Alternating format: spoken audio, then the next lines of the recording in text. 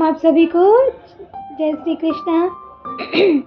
मनुष्य जो है परमात्मा का प्रखर प्रतिनिधि है। जैसे हम कहते हैं ना, हर मनुष्य में क्षमता है कुछ बहुत श्रेष्ठ करने की। कोई यूं ही नहीं आया, सब एक बहुत ही बड़े उद्देश्य के साथ आया है। तो अपनी रचना से सभी को प्रेम होना स्वाभाविक ही है, और जो रचना जितनी ही अधिक उत्कृष्ट होती है उससे उतना ही अधिक प्रेम भी होता है।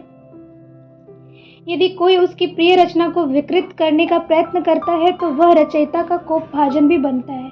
रचयिता को इस बात पर न केवल संतोष ही होता है बल्कि प्रसन्नता भी होती है कि उसकी रचना उसके व्यक्तित्व की अभिव्यक्ति भी करती है। इसका अर्थ ये है कि रचयिता मतलब परमात्मा, जिसने हमें रच के गर्भ में भेजा है, और हम जैसे भी हैं, जो भी हमारी हाइट है, जो भी हमारा जो भी है हमारे बॉडी में, जैसे परमात्मा ने भेज दिया उसकी तारीफ़ करनी चाहिए। ये नहीं कि दूसरों को देख के अपने आप को कोसना कि मुझ में ये अच्छा ही नहीं है, मैं तो ऐसा हूँ, मैं तो वैसी हूँ, मैं तो वैसी हूँ। इन्फीरियरिटी फील होना, ये अपने आप को अगर आप कोस रहे हैं तो अपना जीवन तो बेकार कर ही रहे हैं, साथ में उस परम पिता परमात्मा जिसने आपको रचा गढ़ा उसको भी आप दोषारोपण कर रहे हैं। तो दोषारोपण करने से क्या होगा, हमारी ज़िंदगी में जो भी अच्छाइयाँ है वो ख़त्म होने लगेगी और बुराइयाँ और हावी हो जाएगी, ज़िंदगी नरक बनने लगेगी। तो परमात्मा सर्वन्यायकारी है। वह ऐसे भक्त को जो अपना सुख, अपना स्वार्थ ही सिद्ध करना चाहता हो, कभी प्यार नहीं कर सकता। संसार के और भी जितने प्राणी हैं वह सब भी उसी परमात्मा के प्यारे बच्चे हैं। जो व्यक्ति उसके सभी बच्चों को प्यार कर सकता हो, परमात्मा का वास्तविक प्यार उसे ही मिल सकता है। कि मतलब हम सब मिलजुल कर रहे हैं। मनुष्य परमात्मा की सर्वोत्कृष्ट रचना है। कहते हैं इतने सारे इतनी योनियां हैं जिसमें मनुष्य जो रचना है वो सर्वश्रेष्ठ है। मनुष्य को उससे प्रेम भी है, जिसके प्रमाण स्वरूप उस महारचयिता की दी हुई महान चेतना और अनंत विवेक उसके पास है।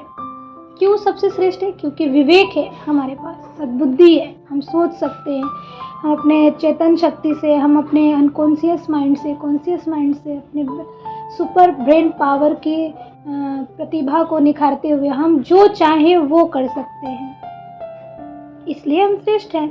प्राकृतिक उत्पादन, विविध वनस्पतियाँ और अपरिमित विभूतियाँ भी परमात्मा के अनंत प्रेम की ही परिचायिका है।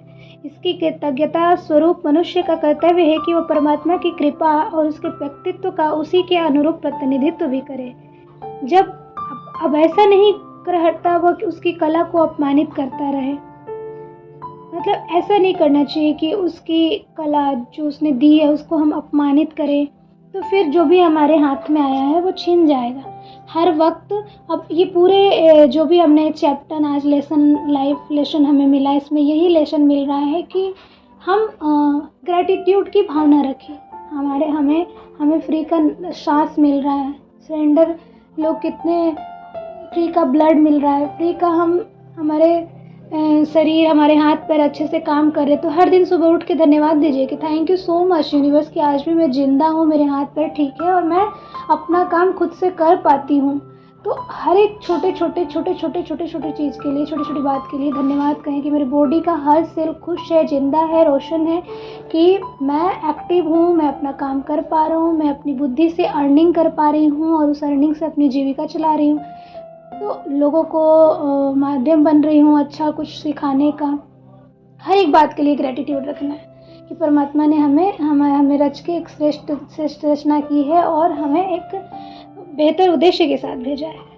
तो इसी बेहतरीन के साथ अपने आप से भी लव, इसमें क्या होगा, सेल्फ लव की भी प्रैक्टिस होगी और परमात्मा को भी ग्रेटिट्यूड देंगे। ये दोनों चीज़ें जब हम करेंगे ना तो हमारा कल बहुत शानदार, सफलतापूर्वक और जानदार होगा। तो सभी को प्रणाम। सब अपनी बेहतर रचना पे सेल्फ लव के साथ अपने आप को अपने आप से इम्प्रेस होइए, अपनी कंपनी पसंद करिए और खुद के साथ बैठिए। खुद की पर्सनालिटी में बेहतर इम्प्रूवमेंट होगा। तो प्रणाम, धन्यवाद, राम राम।